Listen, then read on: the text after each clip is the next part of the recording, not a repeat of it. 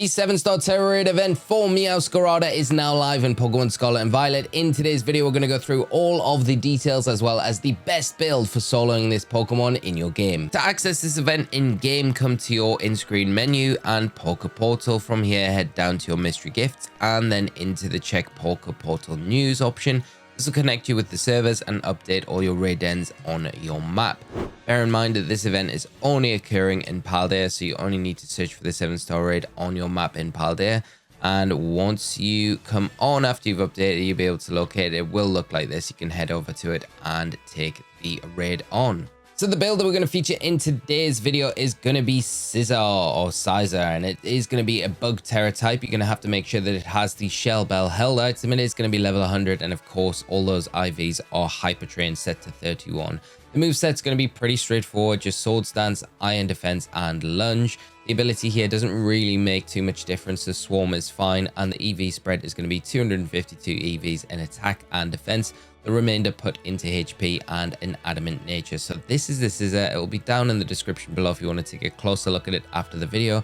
And once you've got it together in game, you've come to the 7-star raid. Jump in and I'll show you exactly what you need to do to take this MEOWSCARADA down. Now, when you come into the raid against MEOWSCARADA, you are going to see it on turn 0 go for a Horn Claws. Now, that's going to boost its attack and its accuracy by 1 stage. So it's going to hit a little bit harder. If you've got an Intimidator on your side of the field, it'll make this raid a little bit easier. But like you're seeing now, it isn't necessary to use Scizor to beat this raid. Turn 1, we're going to lock in with the Lunge. Now, the thing is with Lunge is it is a TM that you can only get from the DLCs in Scarlet and Violet. So you will need Teal Mask DLC to be able to obtain this. Otherwise, it's going to be a little bit more tricky to use this Scizor, of course, against MEOWSCARADA. But I'm hoping majority of you do have the DLCs now. Turn 2, we're going to chase down our Terastallization still. We're going to lower that attack even further. We're going to go for another Lunge. All the time when we're doing this, we've got the Shell Bell held item. So we are just getting a little bit of health back as we go. And we don't really want to start setting up too early in this raid or Terastallizing too early, because as soon as we do Terastallize, we are going to be susceptible to taking super effective damage from these acrobatics. Now, the MEOWSCARADA will reset its stats 2 times throughout this raid. They're the only 2 times that we need to watch out for, and they are on 75% of its HP remaining and 40% of its HP remaining. Now, we're waiting on it nullifying the stats and boost on our side of the field, which will happen at around 85% of the raid timer. So we don't want to Terastallize until we've seen that. It's only going to reset our stats once per this raid. And after that, we're going to be able to set up with our Iron Defenses and then our Sword Stances. You can see the shield is set up already on the MEOWSCARADA, so that's kind of fine. Don't worry about that too much. But like I say, we want to hold off going for the Terastallization and things like that beforehand. It does nullify stats on its side of the field, of course, and there's a turn where it does nullify stats on our side of the field. Now, once that's happened, we're going to be seeing a Petal Blizzard come out. It is a grass type attack. We're 4 times not effective against it, so we don't really need to worry about that so much. But before we Terastallize, we can Terastallize at this point, but we don't want to, right? Now we want to lock in with an Iron Defense here and get 2 of these set up. This is just going to make it a lot harder for that MEOWSCARADA to break through our defenses going forward in the match. It's going to give us a +2 boost to our defense every time we use it, and it's going to mean that the MEOWSCARADA doesn't have a great way to do damage, especially after we do Terastallize.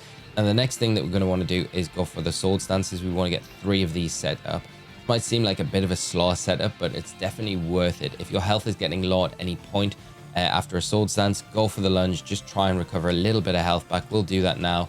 But we aren't Terastallizing just yet because we don't want to become super effectively weak to that acrobatic. So just go for a Lunge and get that attack dropped on the MEOWSCARADA, as well as getting a little bit of health back, which is going to make it so much easier for us to get these next 2 Sword Stances set up under our belt. So we'll get that next one up. This is taking us to +4 in attack, and then we are going to get 1 more after this, and that'll take us to +6. Like I say, with the Scizor, it's very reliable, very consistent strategy, so you're not going to have any troubles as long as you follow what we're doing in this guide. So 1 more Sword Stance, that's 3. That'll take us to +6, and you can see the extent of these acrobatics now. They're not doing really any damage at all.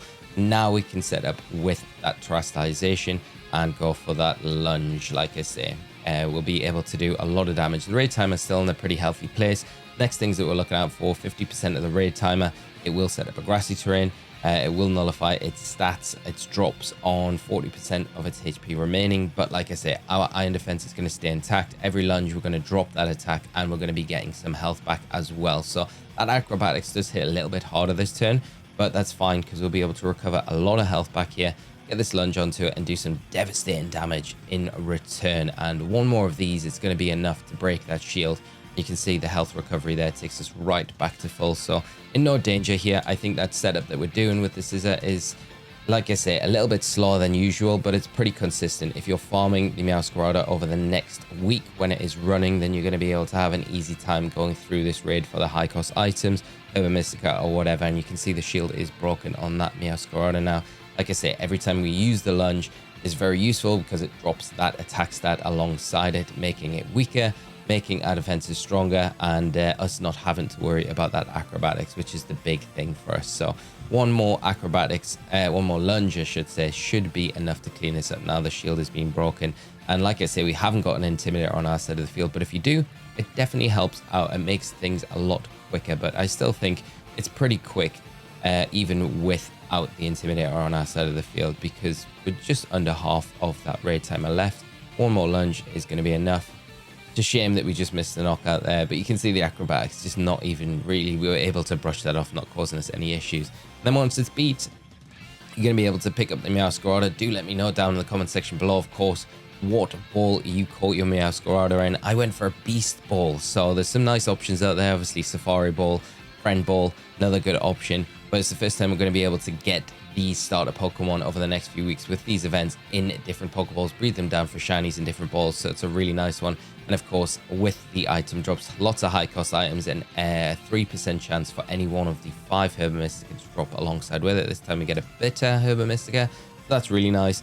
And then you're going to be able to kind of rinse and repeat for the next few days when this event is running. Of course, just respawning the den onto your map, and then using this strategy over and over to get all of those really useful high cost items. Of course, if you want to be able to do that, come onto your map, just hit your home menu, then down into system settings, down into system, down into date and time, and make sure your synchronized clock by the internet is off.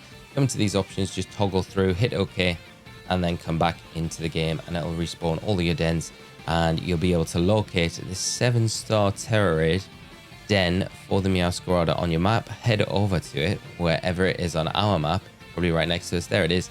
And then rinse and repeat. If you found today's solo build useful, please consider dropping a like, and do share around it in the community to help others who might be struggling with this 7-star raid Pokemon. If you've got your own builds, of course, do share them down below in the comment section below. We'll help a bunch of people out. And of course, if we ever get anything faster than the build we featured in today's video, I'll update it on the channel, because this event is running for a week, so we're going to have a bit of an extended time to take advantage of this, grab it, and farm for those high cost items. Let me know as well what Pokeball you chose to catch MEOWSCARADA in. And that is it for today's video, friends. Thank you so much for tuning in. Have a great rest of your day. Enjoy the MEOWSCARADA event when it's running. I'll see you all in another video very soon. So until then, take care and bye-bye.